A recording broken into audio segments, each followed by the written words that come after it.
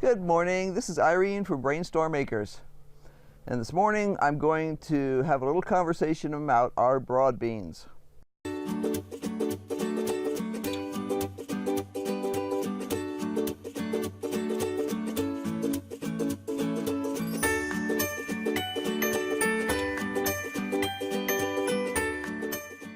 Now in the United States we call them fava beans. They're considered to be a snacking delicacy throughout the Middle East and lots of other places in the world. And we decided we would try growing them this year. We'd never grown them before. In fact, we've never even had them before. We couldn't actually find any locally to try them even. So we said, well, we've got this small bed here. We can try growing them and see what happens. And I will say we have learned a lot. Not all of it good, unfortunately. This has been an unusual year for us. The bug load here has been atrocious. We have started this season with thrips. We are now solidly into cucumber beetles, potato beetles, and squash bugs. Earlier, we also had a major infestation of flea beetles. The biggest ones I mean, they don't even show up as being that big in the entomology information I have. But they were huge here this spring. A lot of plants were badly damaged. Because we'd never grown broad beans before, we were just going by what we read online, to be honest. We've watched a few of our UK friends grow broad beans, and we thought, well, let's give it a try. We got them in as early as we could. We probably should have gotten them in a week earlier, maybe, but they can go into cool ground. Most beans don't like cool ground. They like it to be warm. And we put lots of extra compost in the bed. We did everything we could think of to make it work. And I would say it was a learning experience, but not necessarily a successful harvest. And I'll show you what the problem is. Well, there's multiple problems. First of all, you'll notice a bunch of the plants are now starting to get yellow. These are supposed to be a fairly disease-resistant plant. They say that aphids can carry some diseases that they can get. I am not really seeing a lot of aphids showing up on here yet. They did have flea beetles earlier. But this plant, for instance, you'll see everything's chewed up here. Those are where the beans should be. They're supposed to be on that stem, just like here. What we didn't know, because we didn't know what we were supposed to be looking for, was that the mice were coming in at night and eating them. And I haven't had a chance to chat with my UK friends about how much trouble they have with mice with broad beans, but I know they have problems with rats and mice with peas. Now, one thing that is pretty cool here is we did use inoculants on these. And at least on this one, you can actually see the results of the inoculants. See those nodules, those lumpy bits there? That's where the plant has actually used the bacteria that they were given to produce nodules concentrating nitrogen. I could actually toss this stuff back in there, and it's basically nitrogen fertilizer that was made by my plant, which is pretty cool. They say that inoculants could dramatically improve the harvest on these things, so we'll go with that. But what did we learn? If we're going to plant them, we probably need to start them early. We had an unusually hot spring this year, and they just haven't done well.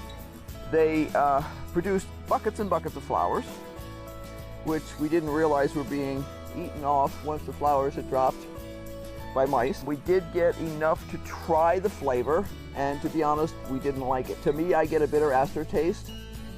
I'm going to actually contact the company we got. These seeds came from Johnny's, and I'm going to talk to them to see if they know anything about the bitterness coming out in the seeds. I was warned that if I let the plants get, the beans get too large, they would be tough. I think they also may have mentioned bitter in there, but I've got to check that. We did not like them too large. We got, most of our beans that we harvested were 3/4 of an inch long.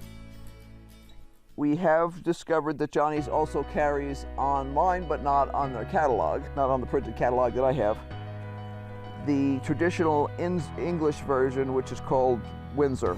It's a specific variety. We had tried this variety. This is Broma, B-R-O-M-A. We tried this variety specifically because we were hoping that it was touted as being heat resistant. So we were concerned that if we did have a hot spring, this would give us that resistance that we needed to get a harvest. So the final conclusion for us this year is we're going to pull these. We need the space for something else. The reason we planted them this spring was the same ways when we planted the peas. We wanted to harvest off before we had to put in our main season green beans. It worked really well for the peas and the snow peas. It did not work for these guys. We got almost nothing, but we learned a lot. So we now know that, pardon me, they're being attacked by flies, which is another thing we have in spades this year, is all kinds of nasty bugs that bite people too. Yes. So I did use this. This is an excellent trap for flea beetles. It's an excellent trap for, now it's really attracting squash bugs. And we'll come over here and squash them. I'm gonna pull this stuff. I'm going to throw another bag of compost in here, and we're going to replant. Our plan for the future is we will buy probably either this variety and the Windsor or whatever. We want to compare them side by side to see what does better. And we're going to try planting them this fall. We actually have a honeybee over here. That's the first honeybee I've seen this year. That's exciting. Hi, honeybee. Boo. It came by to see a California poppy. It's not a real total fail, but it's not a real success. And I've had a couple people in the UK say, don't give up on them yet. It could just be the soil, it could just be, it could be a lot of different factors. So I think this fall we're going to try again. And we know that they like cool weather, and they can actually be overwintered in some areas. So we're probably going to, I don't know if we'll try overwintering, we'll see. It'll be an experiment again this fall. See, we were hoping for another spring plant, but I think next year we're just probably going to plant like 10 times more peas and snow peas and let it go with that. Also cabbage and lettuce, but that's a different video. So we learned a lot about a lot of things this year. So I hope this inspires you to try some stuff, and don't necessarily just give up on it if it doesn't work out the first time. Do a little research, figure out what's going on if you can, give it maybe one more shot, and then you can quit if you need to. Have a great day. Keep on growing. Don't forget to like and subscribe if you found this interesting, and hit that bell button for notifications. And we'll talk to you next time. Bye.